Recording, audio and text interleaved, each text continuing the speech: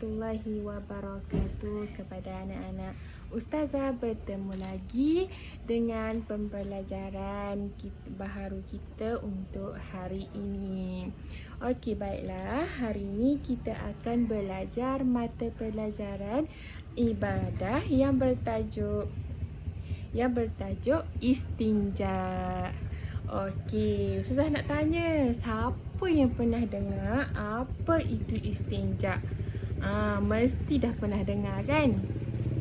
Kalau ada yang tak dengar, okey, siapa angkat tangan dulu? Siapa yang pernah dengar? Ada ramai lagi yang tak tahu apa itu istinja kan? Ada ramai yang tak pernah dengar apa itu istinja.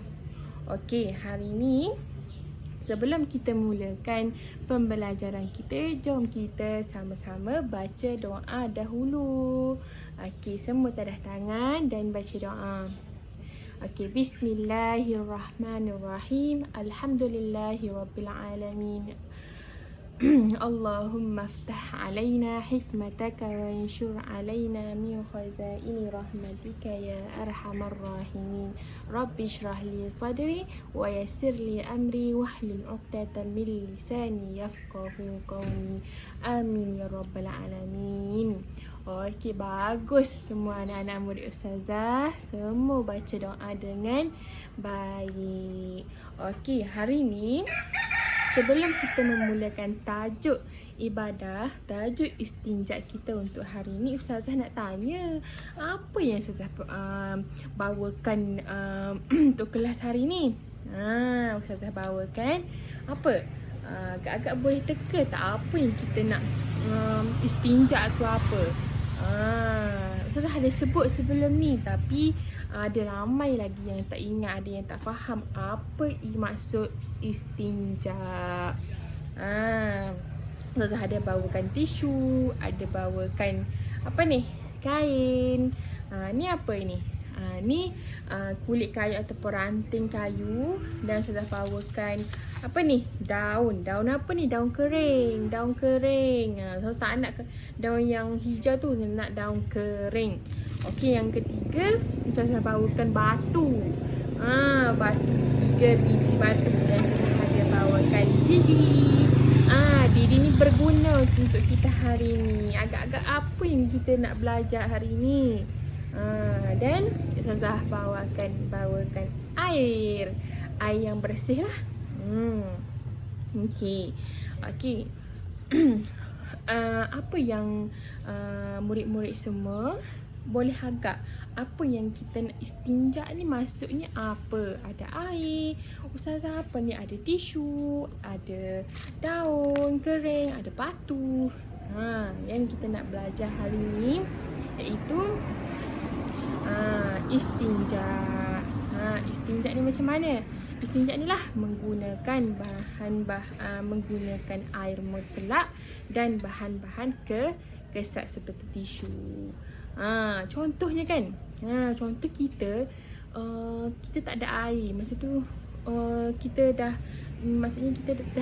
ketiadaan air. Kita nak basuh, buang air kecil dan buang air besar. Macam mana kita nak bersihkan? Macam mana kita nak bersihkan dengan selain dengan air? Okey, murid-murid, biasanya kalau kita dah buang air besar, kita buang air kecil, kita mesti kita basuh dengan air, betul tak? Betul, sebab biasanya memang kita kena basuh dengan air. Hari-hari kita akan basuh bila kita buang air besar, buang air kecil, mesti kita kena basuh dengan air biasanya. Tapi murid-murid, anak-anak Ustazah sekalian, kalau kita tak ada air, kita nak basuh macam mana? Bersih tak? Yang depan belakang kita tu, kita dah buang air besar, berbau kan? Buang air kecil pun berbau juga. So kita nak macam mana kita nak bersihkan? Menggunakan selain dari air. Air tak ada. Air dah tak ada macam tu. Buka-buka air tak ada air. So kita nak gunakan benda-benda lain selain menggunakan air. Dengan istinja lah. Kita nak beristinja dengan menggunakan bahan-bahan selain air. Okey, boleh faham? Semua boleh faham tak apa yang Ustazah nak sampaikan, apa yang kita nak belajar hari ni, iaitu tajuk Okey, anak-anak, murid-murid, anak-anak Ustazah. Okey, baiklah. Kita dah tengok kan apa tadi kita dah terangkan apa yang Ustazah bawa. Semua orang nampak, semua orang kenal. Ni tisu, ni kain, ni batu, ni daun kering, ni ranting kayu ataupun kulit kayu, dan ni air. Semua orang dah kenal. Ustazah nak tanya, boleh ke, ada tak boleh ke kita nak gunakan nak beristinja, nak kita nak lap apa tu najis kita tu dengan ni, dengan plastik. Nampak tak plastik ni Ustazah bawa ni? Plastik kita pun sapu. Contoh kita tengok Didi ni kan. Didi ni kita tengok ni dah, kita anggap je ni punggung kita ataupun tubuh lah kita kat belakang kan, kat depan atau kat belakang. Kita pun sapu macam ni. Boleh tak dengan dengan apa ni? Dengan plastik. Dengan plastik yang licin ni. Agak boleh ke tak? Melekat tak najis, semua najis dekat plastik? Bersih ke tak plastik? Bersih ke tak tempat yang kita keluar najis tu? Yang keluar najis tu dengan membersihkan menggunakan plastik ini. Okey, baiklah. Jawab dulu soalan Ustazah yang tu. Dan Ustazah akan terangkan macam mana, boleh ke tak? Siapa yang nak jawab angkat tangan. Okey. Ada yang jawab boleh, ada yang jawab tak boleh. So Ustazah tahu ramai yang tak faham lagi tentang tajuk kita hari ni. Okey, baiklah. Untuk hari ni kita tak boleh, jawapannya kita tak boleh menggunakan benda licin untuk beristinja. Benda licin lah, supek ni kan. Supek ni licin.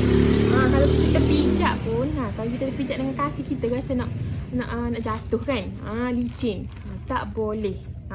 Syarat-syarat beristinja dengan benda-benda, kita boleh beristinja dengan selain air, kita boleh menggunakan membersihkan najis kita dengan dengan benda-benda kesat. Contoh tisu kan. Tisu kita dah tahu. Tisu ni boleh lap kotoran-kotoran. Contoh dekat mulut kita lepas makan, kita lap mulut kita, lap tangan kita dengan menggunakan tisu. Ataupun ada benda kotor yang kat mulut kita mesti gunakan tisu kan. Dan daun kering. Daun kering ni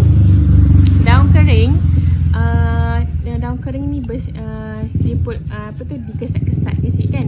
Dia kesat. Kalau kita sentuh daun kering ni, dia kesat. Lain dengan daun yang belum kering. Yang tak kering ni dia licin sikit. Tapi kalau yang ni kan bunyi.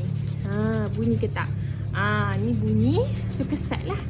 Sama juga dengan batu. Batu semua orang tahulah. Dia bentuk-bentuk ni kan. Memang kasar. Batu ni sifatnya kasar. Okay. Dan ranting kayu dan kulit kayu pun sama juga. Ni saya gunakan ranting kayu lah. Ranting kayu ni kulit ni. Kulit kat luar dia ni kan. Pun kesat juga. Okay. Dan seterusnya kita tengok kain. Kain pun kita contohlah kalau kain mana-mana mestilah yang kesat. Kita tak boleh ambil yang licin. Kita guna yang kesat, yang contoh yang saya bawakan ni lah untuk kelas hari ni. Saya tengok. Okey. ramai yang jawab. Ada yang cakap boleh menggunakan plastik, ada yang tak dapat, yang kata boleh, ada yang kata tak boleh. Okey, maksud kat sini jawapannya ialah tak boleh kita menggunakan benda-benda licin. Kita kena gunakan benda-benda yang kesat untuk beristinja, untuk kita menyapu ataupun menghilangkan najis dari kubur dan dubur kita, dan selepas membuang air besar dan air kecil. Okey, semua faham kan? Semua faham. Faham kan? Ada yang tak faham? Kat tangan. Semua dah faham. Alhamdulillah. Semua murid Okey. dah Saya dah bagi sedikit penerangan tentang soalan yang penerangan terhadap soalan yang Ustazah ajukan tadi. Ustazah harap semuanya murid fahamlah apa yang kita nak belajar untuk hari ini sebelum kita pergi kepada pengertian tentang istinja. Okey, baiklah. Jom kita tengok slide yang Ustazah buat, iaitu pengertian istinja. Okey, apakah itu pengertian istinja? Okey, pengertian istinja ialah